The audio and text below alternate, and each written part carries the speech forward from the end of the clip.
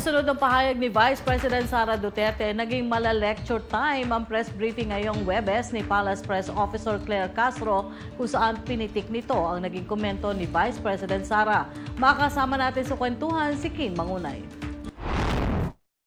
Nanindigan si Presidential Communications Office Undersecretary Claire Castro na matagal na umanong mithiin ni Pangulong Bongbong Marcos ang maipatupad ang murang bigas sa merkado. Ito'y matapos si pahayag ni Vice President Sara Duterte ang agam-agam nito sa pagsisimula ng 20 pesos kada kilo ng bigas sa rehiyon ng Visayas. Ipinunto rin kasi ni VP Sara na mukhang mahina ang karisma ng mga admin senatorial bets kung kaya't ginawa ito ng Pangulo upang hilutin ang boto ng mga taga-Visayas. Pagkaklaro dito ni Castro, hindi dahil para makaani ng boto sa mga taga-Visayas ang rason kung bakit napili ang rehiyon, kundi sa kasaganahan umano ng stocks ng NFA sa Visayas at sa pangako nito sa pamahalaan.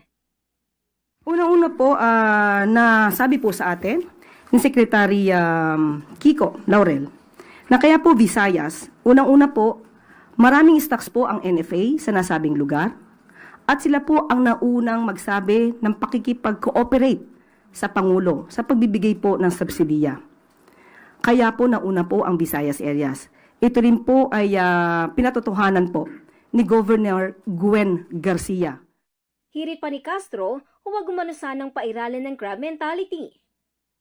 Sana po sa mga leader, ang tunay na leader at tunay na Pilipino ay dapat sumusuporta sa kapwa Pilipino, lalong-lalo na sa pinuno ng bansa. Huwag sanang pairalin ang crab mentality at huwag maging anay sa lipunan.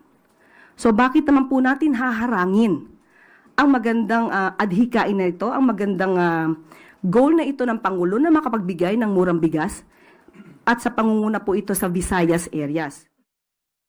Binakbakan din niya ang pahayag ni VP Sara na tila kino-question ang kalidad ng bigas. Abiso ni Castro, huwag naman sanang maliitin ng mga lokal na magsasaka.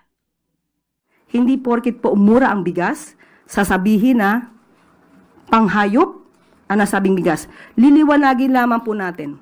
Ang ibebentang bigas ay yung bigas po na nabibili ngayon sa halagang 33 pesos. So wag po nating maliitin ang mga farmers natin dahil local farmers po manggagaling ang bigas na ito.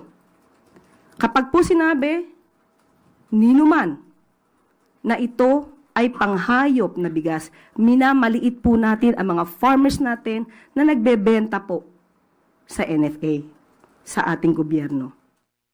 Ako si Kim Mangunay para sa Kwentong Politiko.